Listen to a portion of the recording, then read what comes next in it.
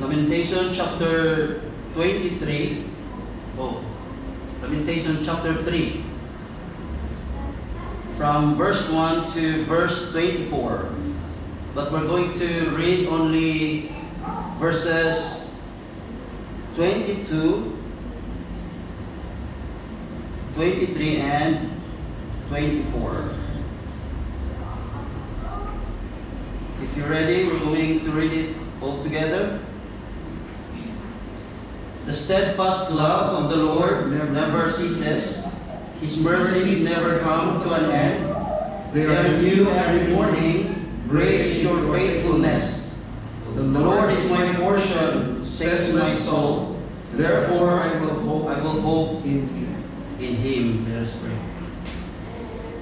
Father, we're so thankful for this privilege, an opportunity to study your word this morning, Lord. Guide us, hide me behind your cross as I preach your word. Fill me with your Holy Spirit. Talk to us, Lord, in a very special way this morning, and guide us, Lord, and be with us whole Sunday. And as we study your word, we'll give glory and honor to your name, Father. It's our prayer in this name. Amen. Please bear with me. My voice is not that good. Okay? Kung mag-inubo ko ni karon, padahin talaga sa sunod ko naman gawa niya. Okay? Pero, i-assume nyo man this will a little bit longer. Okay, sige patulak ka sa atong KBL. So, panta-panta kung kuha nyo magkumok ng baboy. Pag matapos ko niya na inuwan. Okay? So, tagayin nyo ko chance. No? Mag-buwagin nyo tayo. Okay? So, Lamentation. The title of our message this morning is Hope Through Remembering the Unchanging Character of God. So early this year, after we came back from our family camp, one of our close friends in the Philippines called Joy, and she's crying. She's crying while sharing his present life situation. The boss informed them that their call center company will soon be closed. And her brother keeps on asking money for her. And even her parents don't care about her. And she doesn't have any time for her social life, because her focus is more on work. And she also said that up until now I don't have any boyfriend. And she's already 30s. And daw dito pagit siya nagtudo hibig sa ginhambal niya nga up until now wala pa kuya boyfriend. Daw dito pagit tudo ang iyang hibig. Wala nagtudo ang ibig niya sang nabalaan niya nga maklose ang ilang call center company. Pero paghambal niya nga wala pa ko until now sang boyfriend. Dito pag siya nagaguy-guy. Kag may mga dapat pag siya ko nga bayran. And hambal ko sa isip ko, grabe. Tanan na nga problema. Ginsalo niya sa pag tubig. Most of us are comfortable talking about hope after things get better, right? And we testify once the healing comes. Doon ka namin istorya. We smile once the problem is solved, and we sing once the storm passed. Kanami na istoryahan na yun. But what do you do when nothing has changed yet? When the pain is still there, when the prayer hasn't been answered, and when your heart is still heavy, and tomorrow doesn't look any brighter than today. What do you do when nothing has changed yet. One commentary said that Lamentation is the saddest book in the Old Testament. O, sinugi diri sa inyo, kayo kamot bing favorite nyo niyo book, ang Lamentation. No? O, isa to, may kita ko. No? Lamentation chapter 3 is the central and the longest chapter of the book. And Lamentation consisting of 66 verses. While the book does not name its author, but both the Jews and the Christian tradition strongly attribute it to Jeremiah, the prophet often called bingit, palahibi, the weeping prophet. The chapter was written in aftermath of Jerusalem's destruction in 586 BC, when the Babylonian army under King Nebuchadnezzar conquered the city and destroyed the temple and carried many Israelites into exile. And the chapter reflects the deep personal and the national suffering that followed this catastrophe. Unlike some early chapter, in chapter 1 and chapter 2, which focus mainly on the communal grief, but here in Lamentation chapter 3 is intensely personal. Si Jeremiah there speak in the first person, describing affliction, bitterness, and despair. Yet this chapter is also marks a turning point in this book, because it contains the clearest expression of hope in all of Lamentations. May ara din nga unique sa sininga chapter, sa chapter 33. The unique sa sininga chapter is the alphabetic acrostic poem. Already, muli sa Hebrew letter.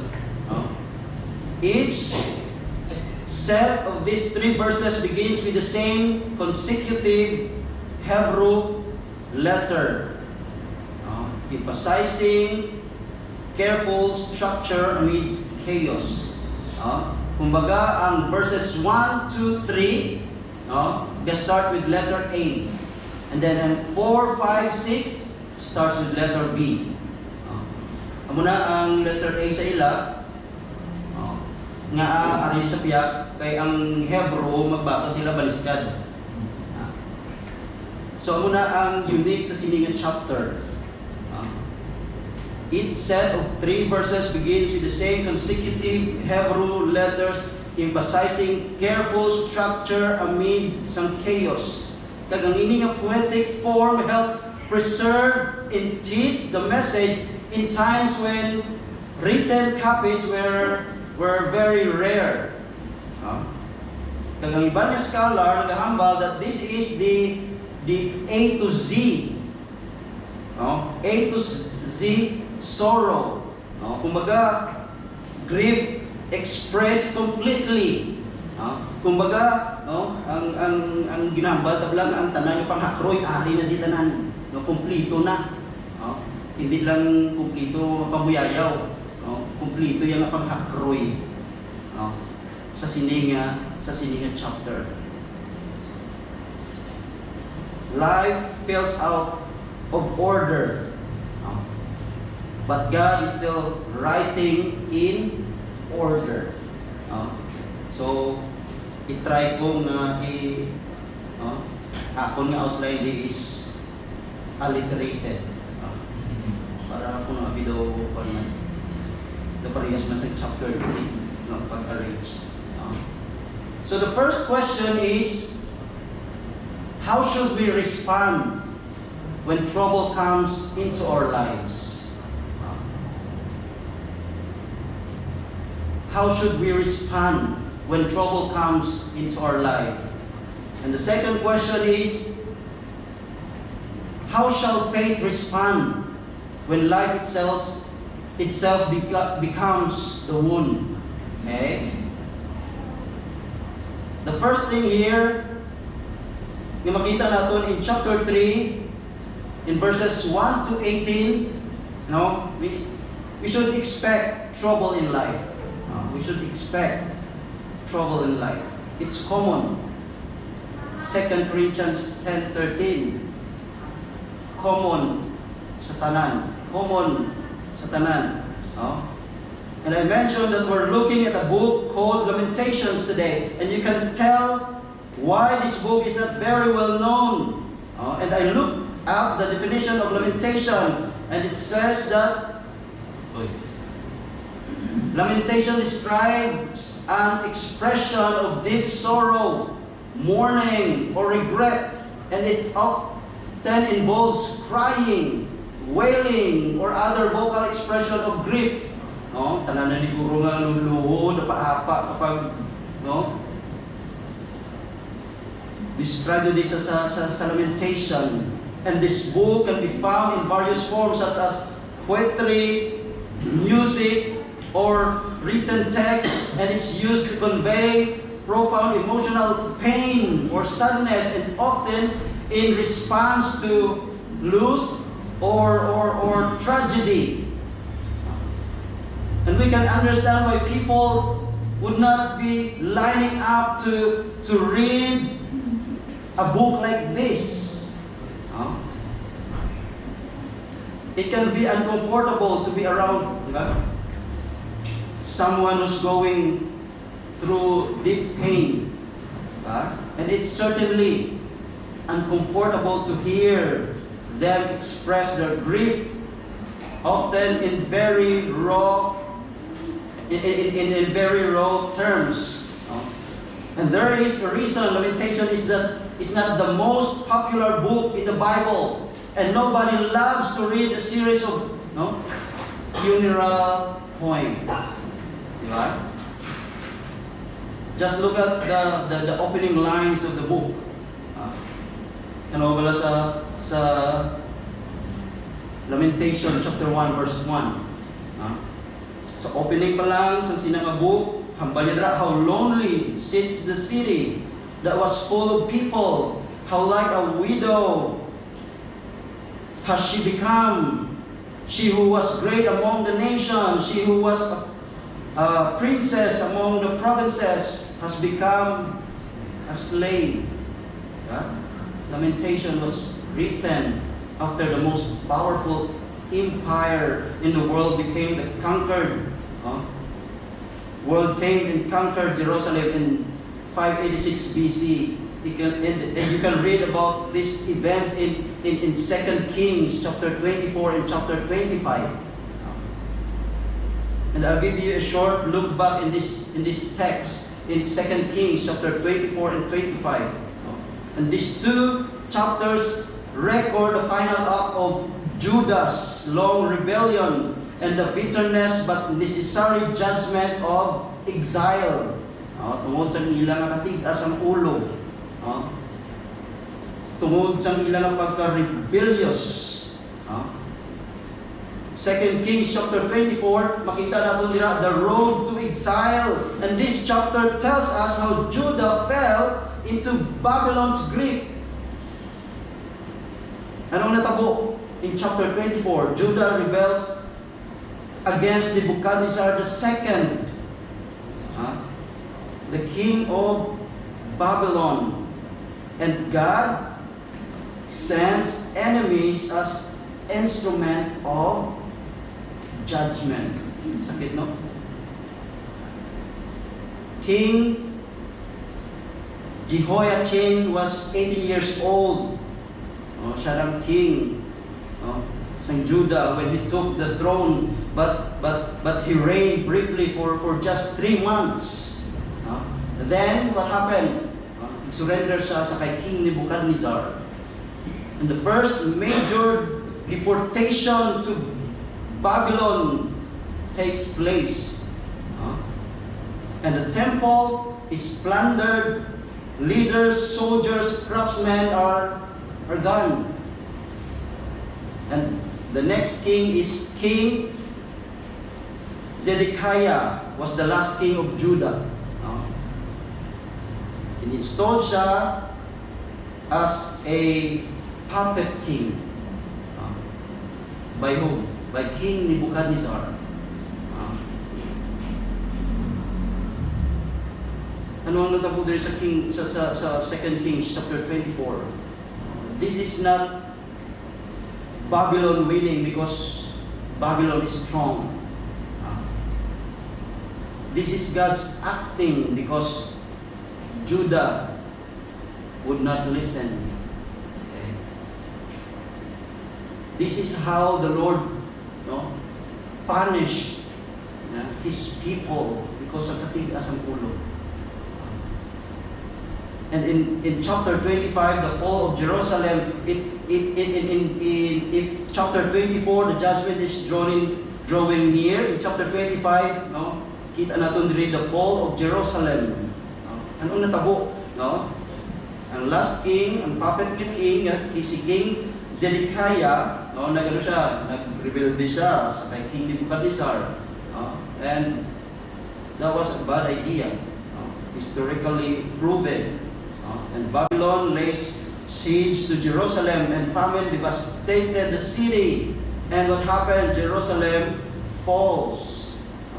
Ang temple ni Solomon, hindi patindog, was destroyed. Ang bata ni King Zedekiah are killed before his eyes. Then he is blinded. The people are carried away in Babylon, and it is one of the darkest chapter in Israel's history. The city of God reduced to us. The throne of David is empty, and the reason for this suffering is that we have sinned and rebelled. In verse 24, the people of Judah have broken covenant with the Lord and have been serving other gods, and so are now reaping. Ano nila? Gina-harvest nila ang consequences ng ilang ginahimo, and the Babylonians are God's instrument of judgment. This was the worst thing to happen in the entire history of God's people up until this time. God had promised the land by Abraham, right? And David had conquered the city and made Jerusalem Israel's capital. And God had promised David that he would establish the throne of his offspring forever. Kag ang bata ni David, si Solomon built a temple there, and it was where God lived on earth. Every king since David had lived in this city, it's where the priest carried out all the sacrifices that God had commanded. But in 586 BC, after 500 years, the Babylonian completely destroyed the city, including the temple. The Babylonian taking away a lot of the people of Babylon, some 700 miles away from Judea to Babylon. And this was probably the lowest moment in the whole history of the Bible up until that point. And so the author of this book write a series of 5 poems reflecting on the disaster that had happened and expressing the pain and confusion that had followed the destruction of Jerusalem. And here's the thing, kung ang Lamentation was written by Jeremiah, he'd prophesy what had happened. Diba? He knew that Israel had deserted or abandoned God, but he was still overwhelmed by what he had seen. And so, we get a whole book of lament. And you get the verses like the poem we're looking at today, in which the author struggles to find any hope. In Lamentations chapter 3 verses 1 to 6, ano ang balidra? I am the man who has been affliction under the rod of his wrath. He was driven and brought me into darkness without any light. Surely against me he turns his hand again and again the whole day long, and he has made my flesh and my skin waste away. He has broken my bones and has besieged and enveloped me with bitterness and tribulation, and he has made me dwell in darkness like the dead of long ago. Grabe nga mga tinaga ni Jeremiah. Jeremiah had warned this would happen, and he understood the reason. And yet, when judgment fell, it still broke Jeremiah. Kumbaga, knowledge did not numb the pain. And so Lamentation was born. A book where faith speaks through tears, and hope must be searched for and not assumed. Verses 1 to 18 are a description of the writer's agony. Verses 1 to 18, he takes the suffering of what happened in the city and personalized it as if it happened directly sa iya gid mismo. Kita ta dira?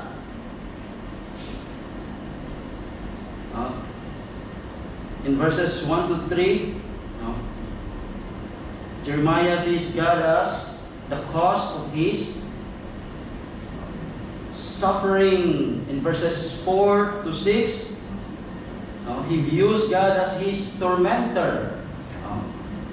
And in verses 7 to 9, as a prison warden who won't let him escape his pain.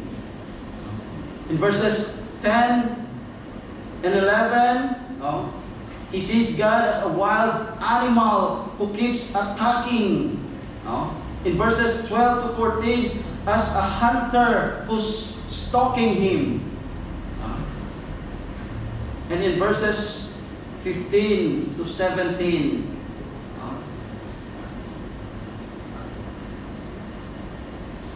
Sound of Ladra on 15 to 17. All together, begin. He has filled me with bitterness, and he has sated me with wormwood. He has made me teeth, grind and gravel, and made me cower in ashes. My soul is bereft of peace. I have forgotten what happened is. God expressed as the one who invades the inner life. Kumbaga, poisoning joy and crushing the spirit and erasing peace. So as a result of this, ano tabo? In verse 18, he loses all hope. Ano ang balita sa may verse 18? My endurance has perished, so as my hope from the Lord. He can take what has happened to him. He can find any solution to his pain. So ang balita, my endurance has perished, so as my hope from the Lord. Kung i-picture out na din si Jeremiah, ang term na lang, huy-huy pako niya. Huy-huy pako niya.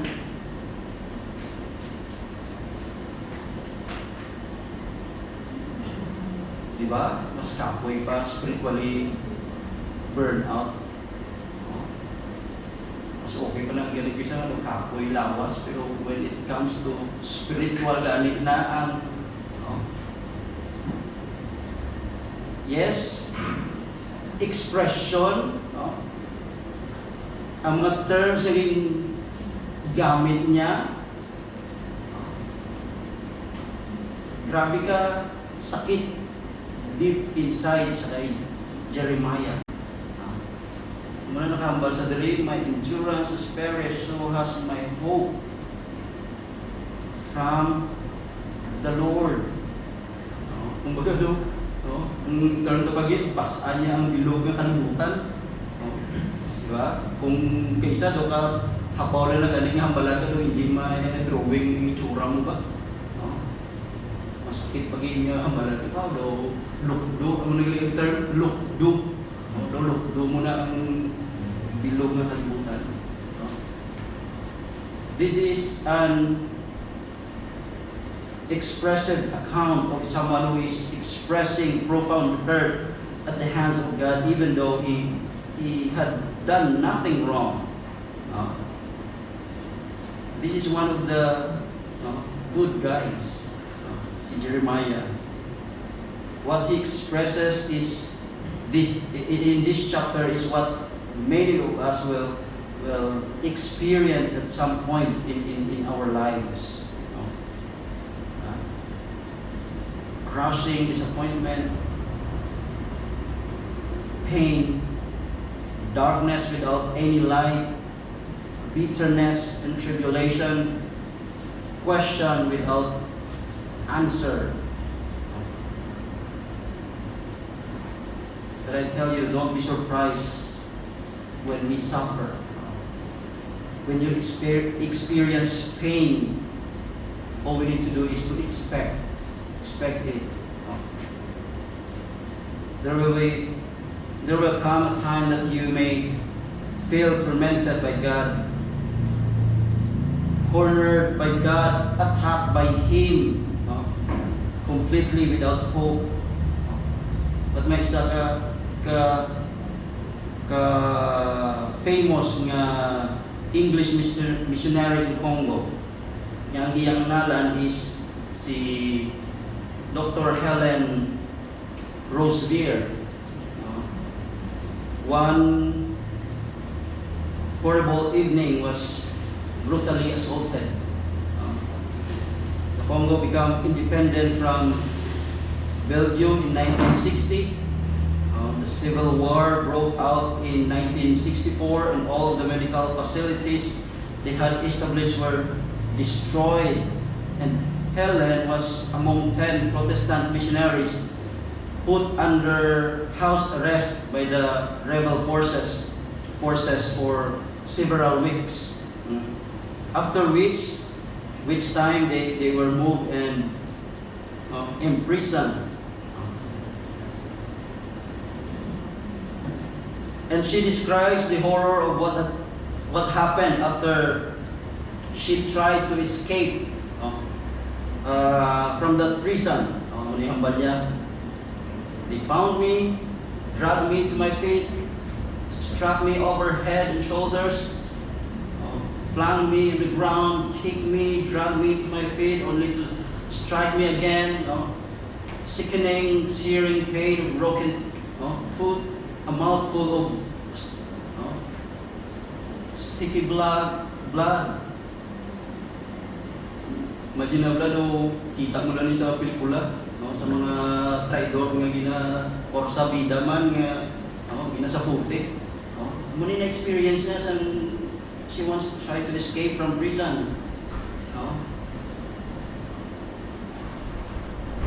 Ang sakit ng itira, on October 29, 1964, si Dr. Helen was brutally raped.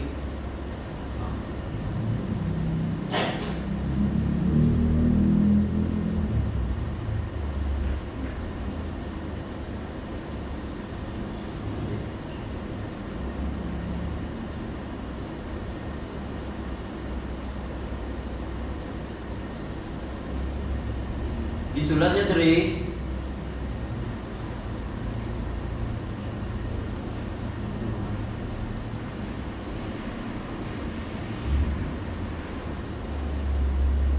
kaya yung beginning sa mga ginsulat niya, hambal niya diri,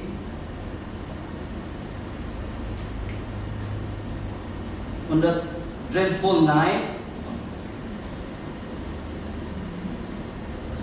beaten, bruised, terrified, and tormented, I had felt at last that God had failed me. Surely He could have stepped in earlier. Surely things need not have gone that far. And I had reached what seems to be the ultimate depth of despairing nothingness. Ano ba job niya? Pero wala siya nag-give up as a missionary. You know, that night happened to Dr. Helen, her body battered, her spirit trembling, her soul completely alone, and he was convinced that God had failed her. And she kept thinking if God could have acted earlier, tani wala pala, tabo sa iya. And she felt as though she had fallen into the deepest pit of despair where nothing remained. And then she later pointed to God. She pointed to God's goodness despite some great evil na natabo sa iya. Though the brutal, heartbreaking experience of rape, God met with me with outreached arms of love. It was an unbelievable experience, and He was so utterly there, so totally understanding. His comfort was so complete, and suddenly I really knew that His love was terribly sufficient, and He did love me. He did understand.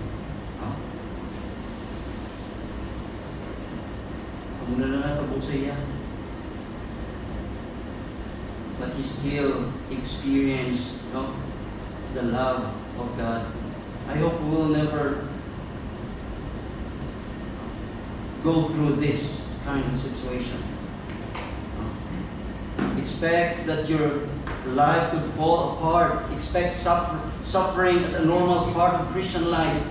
Ang kamaturan is that He did not promise us that while we're here on earth, we are free from any trouble of life, or an easier road, but He promised that His grace would be sufficient for the need.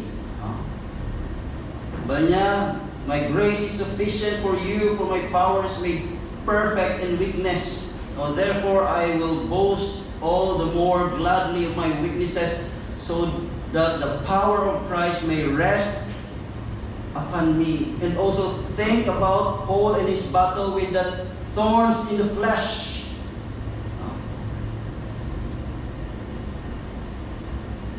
Wala siya nag-promise sa aton sa life na free from any troubles. Kaya aman, the Lord Jesus Christ exemplified, isang hari sa kalibutan, ano ang iyang life? Easy lang? Sabay-sabay lang? Hindi.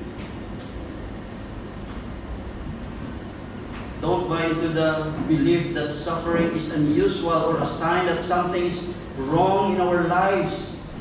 Namiyang ko diri isang hambal ni Charles Spurgeon.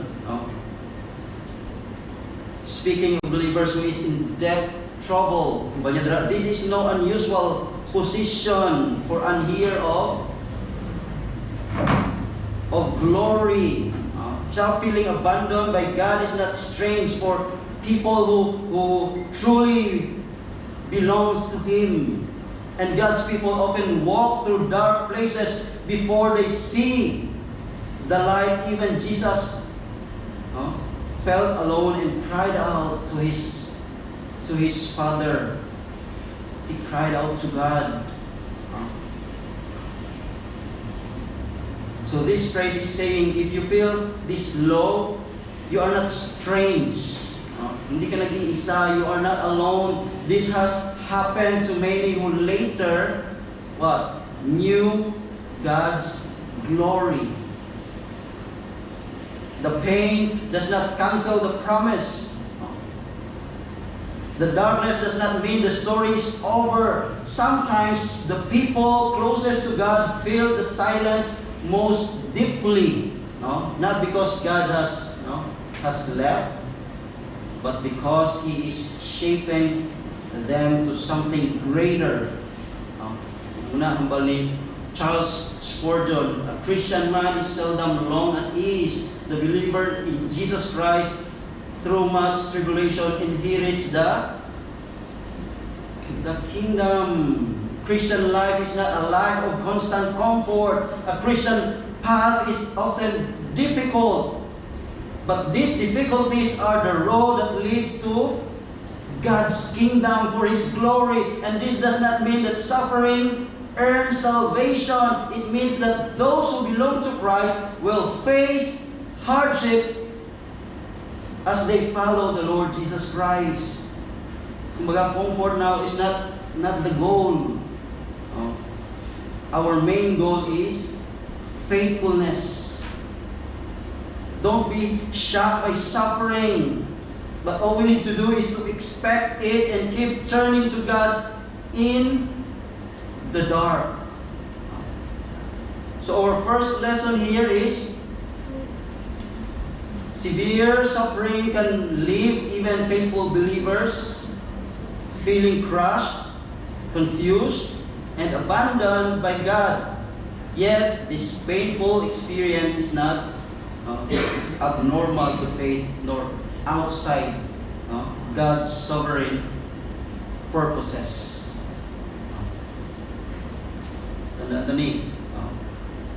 Yet this painful experience is not abnormal to faith, common to all man, nor outside God's sovereign purposes. And so, having been taught not to be surprised by suffering, we are now taught what to do with it. In verses 19 to 20, and we need to express our pain to God. Lamentation verses 19 to 20 give us our second lesson. Express our pain to God. Remember my affliction and my wanderings, the wormwood and the gall. My soul continually remembers it and is bowed down within me. Muli ang picture sa wormwood. Yan ang kapait. Symbolic of hardship and sorrow. And also the gall. The prophet expresses that his life feels poisoned by what? The wormwood and gall. Signifying extreme mental and physical nga agony. Kaya hindi naga-symbolize ang judgment sa Ginoo or ang kaakig sa Ginoo sa sala and bitter consequences of idolatry kag ang rebellion.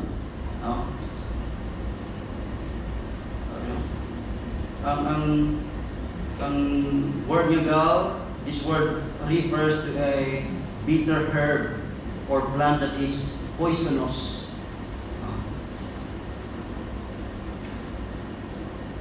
Rather than ang literal kuno nga animal bile, or ang abdo, papaitan taguro next Sunday.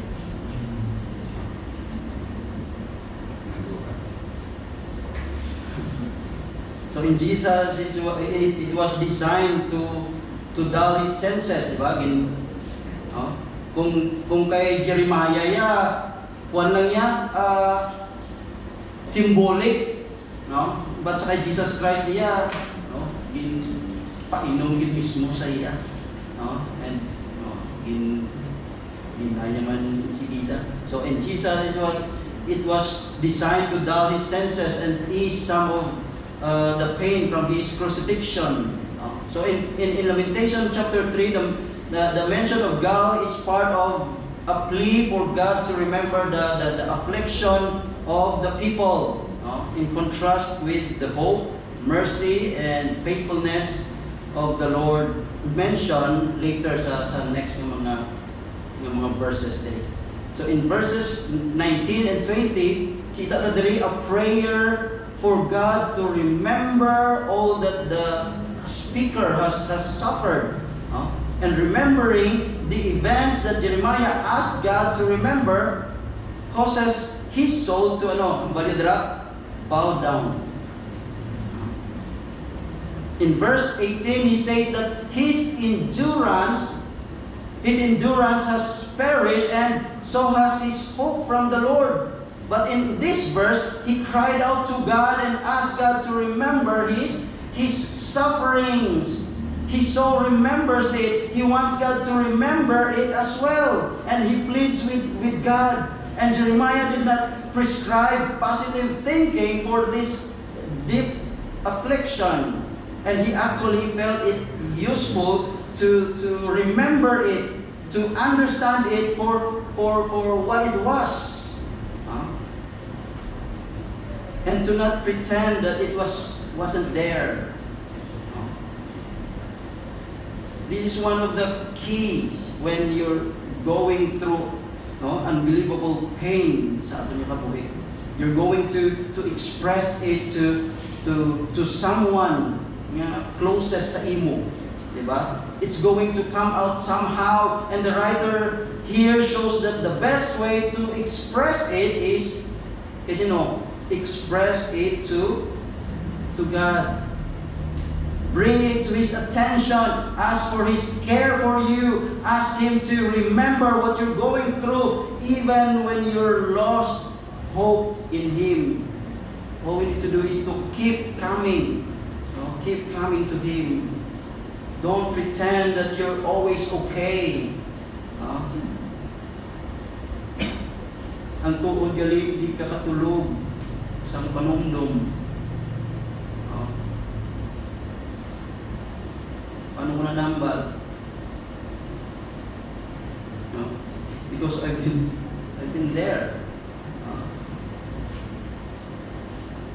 Ginawa mo yung mata mo, abi mo katulog ka, pero your mind is still awake, alive and kicking.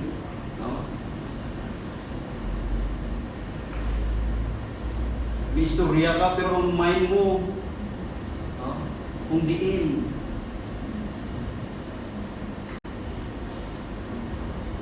The Bible is full of stories of people who are in anguish but come to God with their pain.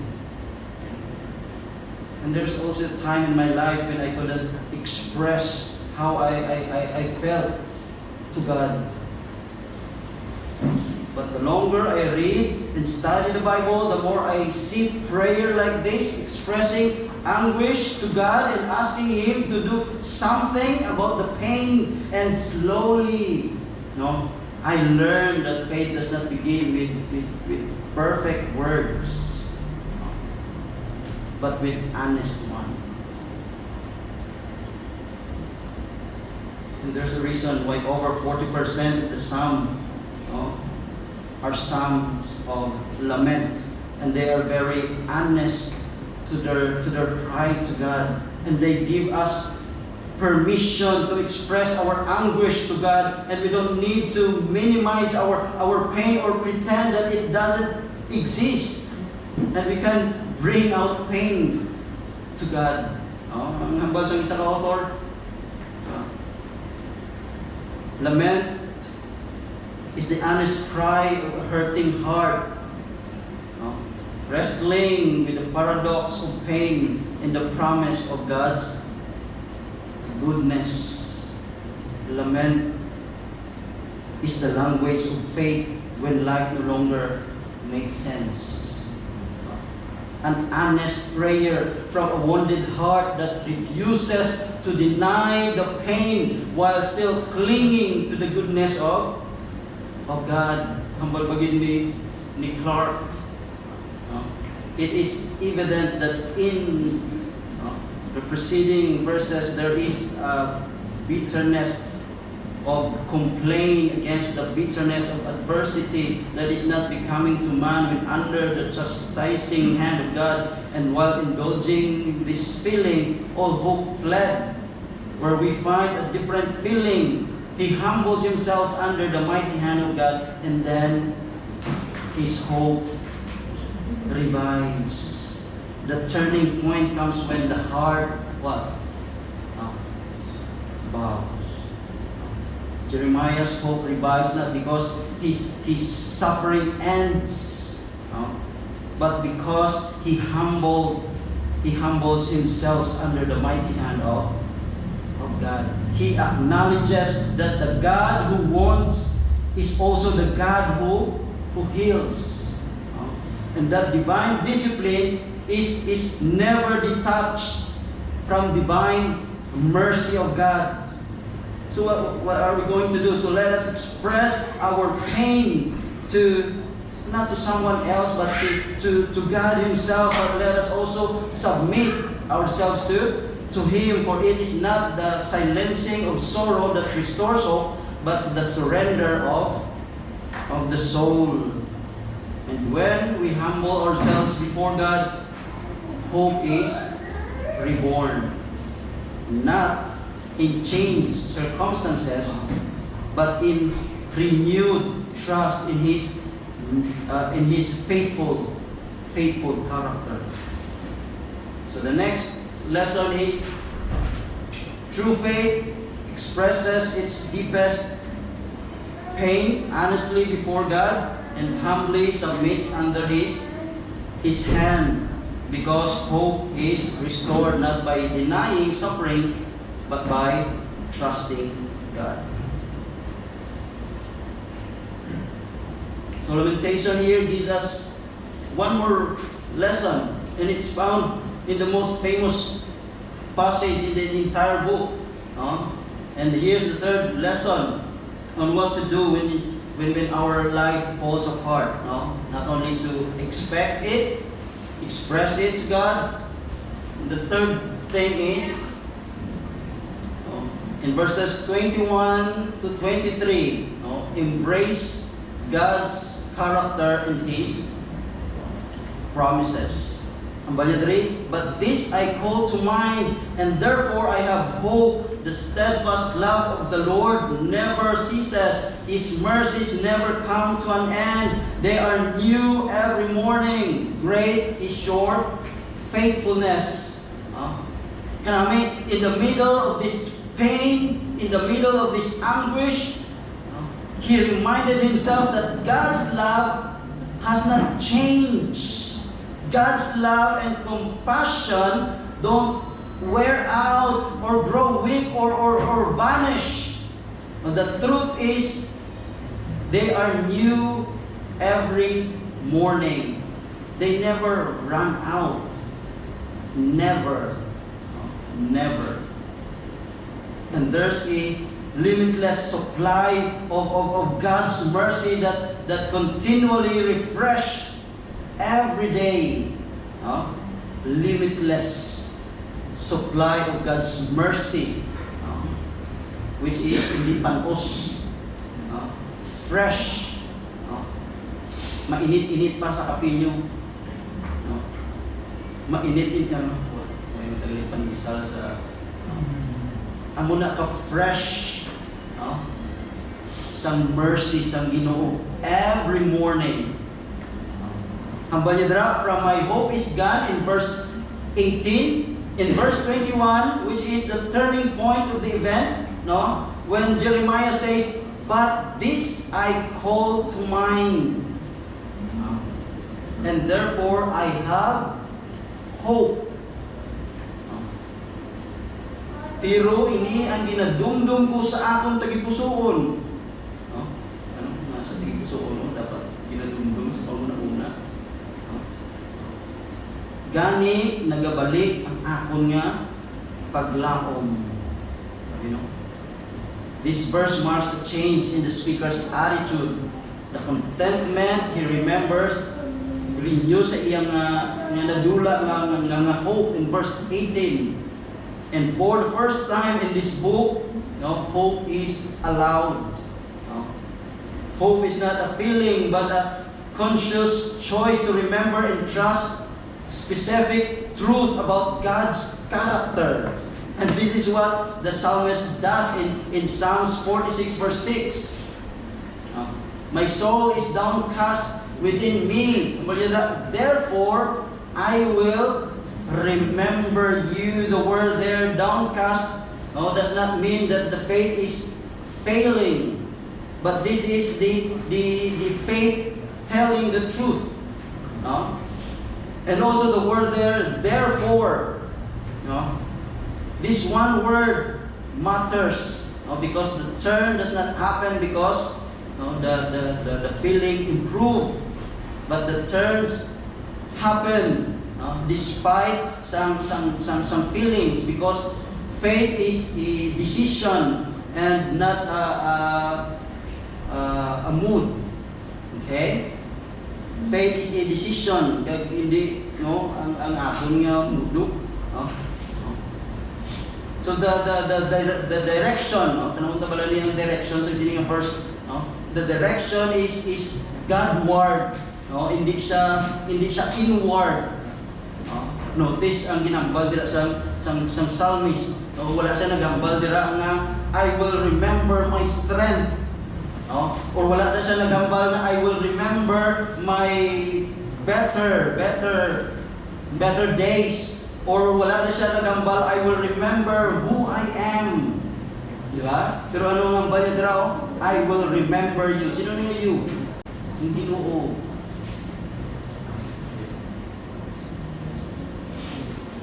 I will remember you. Ngaman, I will remember you. Why? Because, I will remember you, Lord, because your steadfast love never ceases, because your mercy never comes to an end, and they are new every morning, and your faithfulness is great. So, igambayan na. Therefore, I will remember you. 22, in verse 22, after Jerusalem has fallen, after hope has nearly collapsed, after the soul is bowed down, Jeremiah can still say, we are still here. Not because we were strong, not because we were faithful, but because God's steadfast love has not stopped. Our situation may change, but God, Hesed or covenantal mercy is eternally constant and very sure. Because of His love, we are not consumed by our trials. This was one of the things Jeremiah remembered. He remembered that as beat down and defeated the people of Jerusalem and Judah they were not yet completely consumed. There was still a remnant with a promise of restoration. Whether God lives life, but He lives what? Hope. And the word there, mercy. This word is translated as loving kindness. And this word is over 30 times in the Old Testament, and it's a very expressive word that conveys all the idea of love, grace, mercy, faithfulness, goodness, and devotion. And this word pictures God as what? Divine lover of man. It finds its New Testament equivalent in the idea of God's love and God's grace. Kag manotice natin dire ang couple of thoughts about the amazing grace of God. Kung si Jeremiah seems to be remembering that it was the pure grace of God that brought Israel out of their slavery in Egypt. And it was also grace that had kept kept them a redeemed people, despite sa ilang failures and wanderings, and only grace could have reached us in our lost, doomed condition. Ang basang Ephesians chapter 2 verses 1 to 4. Kita to dira, but God being rich in mercy because of the great love with which He loved us. We could not get to God, right? So God came to us. He came in the person of the Lord Jesus Christ, to die for our sins. And He came in the person of the Holy Spirit to draw us to God so that we might be saved. Ang word ng helper, refer na sa Holy Spirit. So grace not only sought us out when we were lost in sin, also grace keep us in our saved condition. Yes, kita nga katawhan, we are prone to failure and we are prone to spiritual wandering. And if our salvation depended on how well we manage to stay faithful to the Lord, I think none of us would ever be saved. And thankfully, salvation is the Lord's arena and not ours. And we are saved by His grace, and we are kept by the same grace. But that's my 1 Peter, who by God's power are being guarded through faith for salvation, ready to be revealed in the last time. And thank God for this unfailing, unchanging, faithful grace. The steadfast love of the Lord never ceases. It does not stop, does not run out, and does not fail, even under pressure. Ang steadfast love sa Ginoo is not seasonal. Hindi siya fragile, not dependent on our mood or obedience or our circumstances. And also in the last part of verse 22, ang balidra, compassion. This type of mercy replaces judgment with restoration and never comes to an end. God is willing to begin anew with those who repent. Ang balidra in King James Version, it is of the Lord's mercy that we are not consumed, because His compassions fail not. Ang word dira nga compassion, this is a word that literally means womb. It means to be moved in the heart out of love for another. And this word is a picture of grace, of the grace of God actively moving in the life of believers.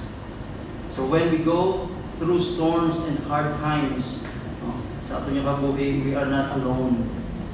God sees where we are going. Kag ang iyang grasya gives us what we need each step of the way. Ikambal niya dira fresh every morning. Morgan. The passage is full of beauty, as it deals with that tender compassion of God which had never been absent even in the work of punishment. In other words, ang Balari Morgan, Morgan wants us to see the divine punishment is never an act of cold anger or abandonment. Ginoo. Even in correction, ang Ginoo remains compassionate, faithful to His covenant, and committed to restoration rather than destruction. In verse 23, sa may verse 23, they are new every morning, great is your faithfulness. His mercies are new every morning. God provides a limitless daily supply of grace perfectly suited for the present day of trouble. And this point to the sufficiency of Christ's finished work on the cross. And according to this verse, God's grace is renewed every morning, giving us a constant and unfailing supply of mercy. So no matter how heavy yesterday was, we can face each new day without fear, trusting Him with fresh faith and living hope. Mark chapter 6 verse 34. Take therefore no thoughts for the morrow shall take thoughts for the things of itself. Sufficient unto the day is the evil thereof. Each new day comes with its own troubles, but it also comes with a fresh and never failing supply of God's grace, enough for everything we will face that day. And these mercies are always new because they come from God.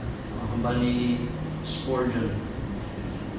Our treasures which we lay up on earth are the stagnant pools.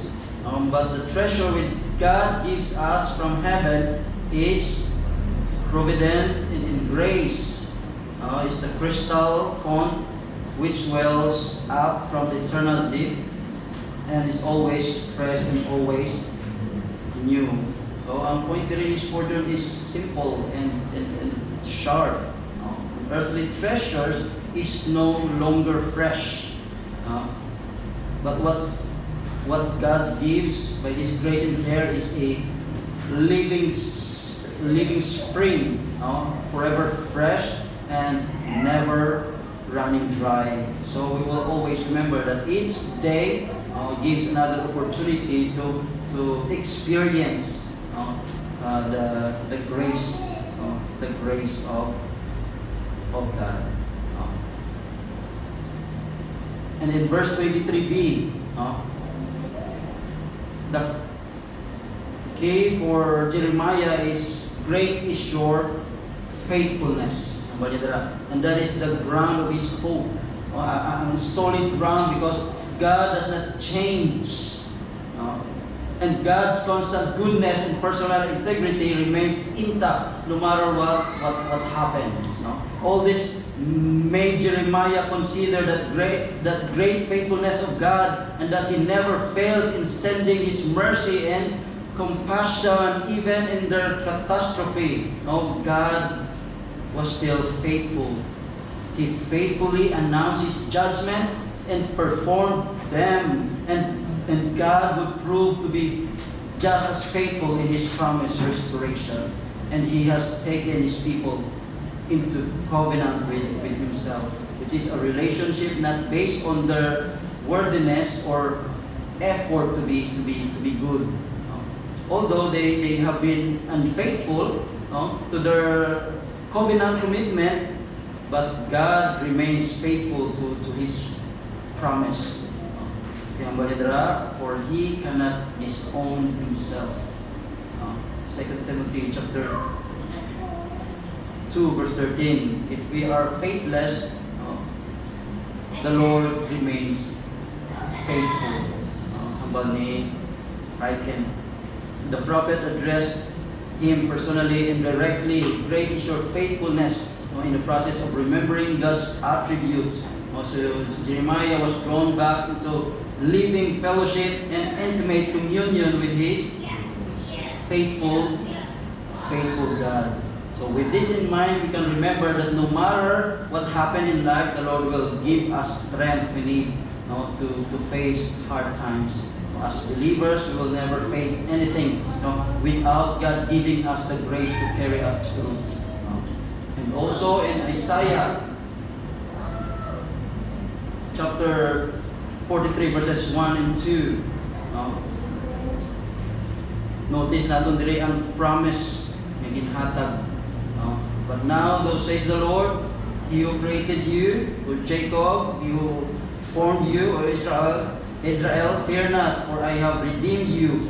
I have called you my name by name, and you are mine. When you pass through the waters, I will be with you, and through the rivers they shall not overwhelm you.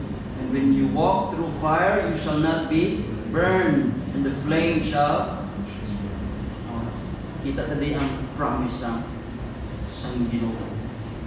The lesson is, when trouble comes, hope rises not from within us, but from remembering the Lord, whose love never ends, whose mercies are new each morning, and whose faithfulness never fails.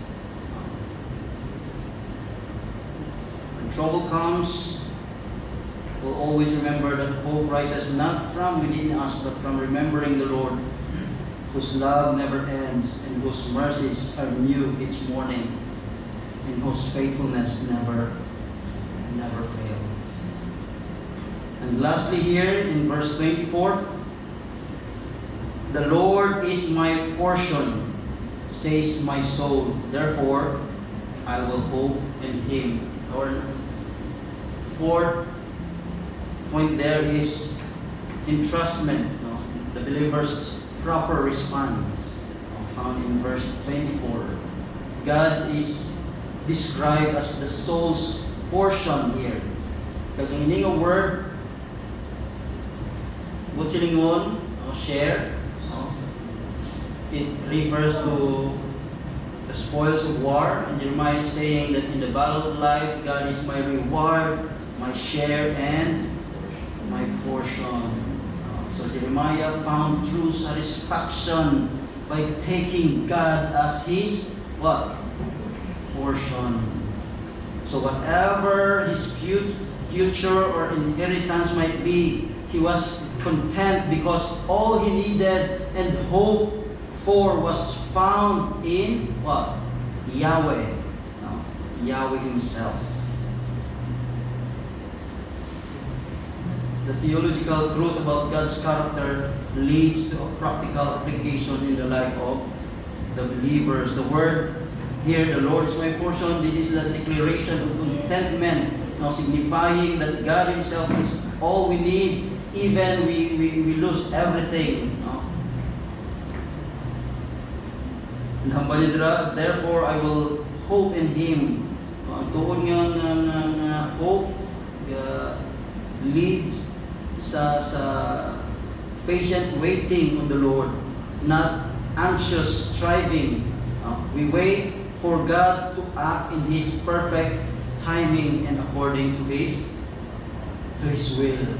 Biblical hope is not anchored in improved condition, but in an unchanging character or unchanging God.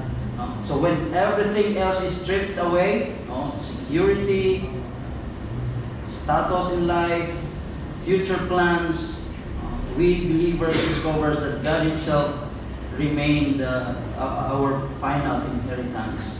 Hope survives not because life improves, but because God is enough.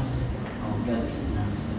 Therefore, to call the Lord's one's portion is covenantal language.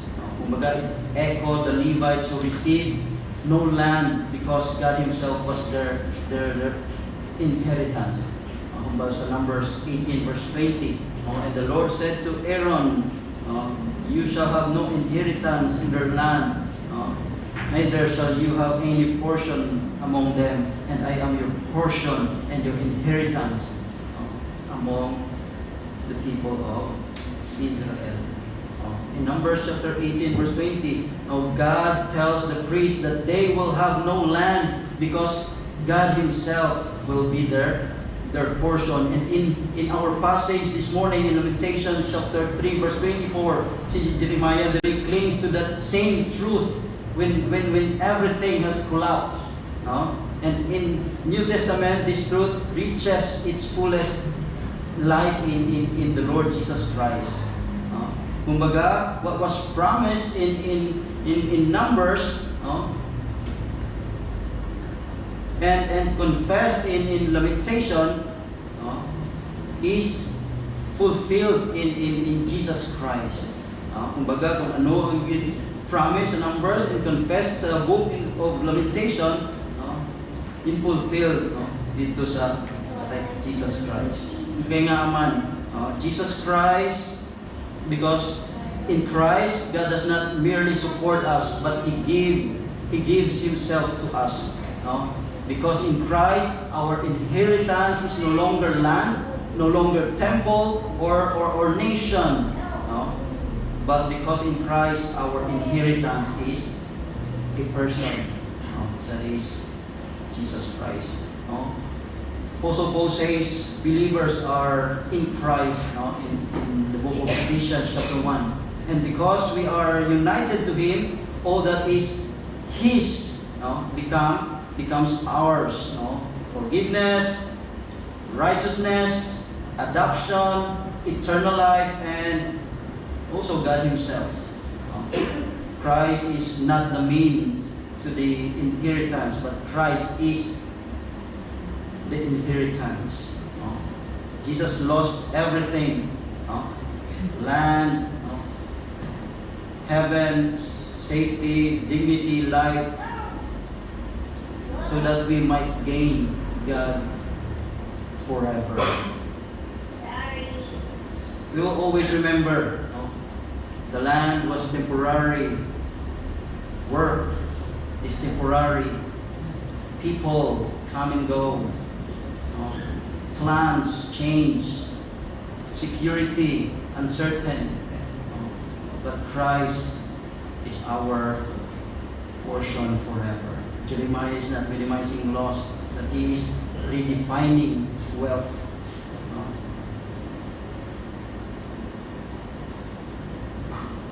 The soul talks to itself. Faith answering fear and decides to trust God with the future, with with who it is and with what it is worth. This hope is not about feeling better, but about choosing to stand firm. And also the word therefore, sa siningang verse matters because hope comes from what the soul believes, not from how it feels. The Lord is my portion. The Lord is my portion, says my soul. Therefore, I will hope in Him. Our lesson is, when everything is taken away, the believer can still hope because God Himself remains their portion. Kumbaga, ang lesson is not trying hard or cheer up. The lesson is hold tighter to God than to outcomes. Kumbaga, ang hope is not pretending the pain is small, but hope is believing that God is greater than our pain. So, ang isa lang din akong application. Actually, ang muna yung ikadua. Ito ang application. In the depths of suffering, hope is not found in changed circumstances, but in remembering and trusting the unchanging character of God. In the depths of suffering, hope is not found in changed circumstances, but in remembering and trusting the unchanging character of God. May isa ka story. May isa ka book. Ang title niya is The Moon is Always Round. The Moon is Always Round. And the book teaches a boy, what shape is the moon? What shape is the moon? It sometimes look like a crescent, a wedge, or a squash circle. But the father teaches the boy, the moon is always round, even when you can't see all of it. That little boy is so excited when his mother announces that he's going to have a baby sister. But he waited at the hospital to meet this little sister, but never did. One day he attended a funeral for the sister that he had never met, and he didn't understand it. But his father kept asking him, what shape is the moon? What shape is the moon? And he kept answering, the moon is still round. His dad asked him, what does this mean? The boy knew that God is always good, even when it doesn't look like it. God is always good, even when it doesn't look like it. Though we sometimes see only a piece of God's goodness, and though He sometimes seems to be like the moon, hidden or absent, but God is still there. He is still good. No shadow can change His fullness or goodness. And God is always good even when we cannot see it. Just like the moon is always round even when we cannot see all of it. Ang bagaman, kami ng pastor, January, yung lamentation with January. Bali at siya, ang bali ni Pastor Jeff, freestyle ko na night. Okay, nag-series ko sa Genesis, pero hindi na ako tukag-tuwag. So, ang bali at siya, freestyle yung mga naiwali. Okay, doon ka, January, lamentation, bilang iwali. Dapat mga focus mo lang mga tools nila, mga dapat. But God doesn't wait for January to be gracious. Ang iyang mercy meets us every morning. Maybe some of us failed last year, some barely survived it, but both need the same thing. Mercy that has not expired. God's mercy is not seasonal. Hindi siya seasonal ang mercy sa Ginoo. Isa gambal tanaw nga tani kalubuyan ni sa Ginoo sa mga tuig. Tandaan ta, mercy sa Ginoo new every morning. It doesn't run on a calendar. It rests on a covenant. Let us pray. Father God in heaven, we come to you just as we are. Lord, you know our pains, our tired hearts, and our unanswered questions. Lord, when life feels heavy and broken, help us not to run away from you, but to bring everything to you, our tears, our fears, even our doubts. Lord, thank you that your love never stops. Your mercy never runs out, and every morning you give us new grace. When our strength is gone, you remain faithful. And Lord, please teach our hearts to say, the Lord is my portion, and I will hope in Him. Not because life is easy, but because you are enough. So as we go, Lord, help us to trust you, even when we cannot see the way ahead. Life is hard, Lord, but you are good always. Lord, we're always asking for your guidance and the guidance of the Holy Spirit. We place our hope in you alone through the Lord Jesus Christ. So I just Amen.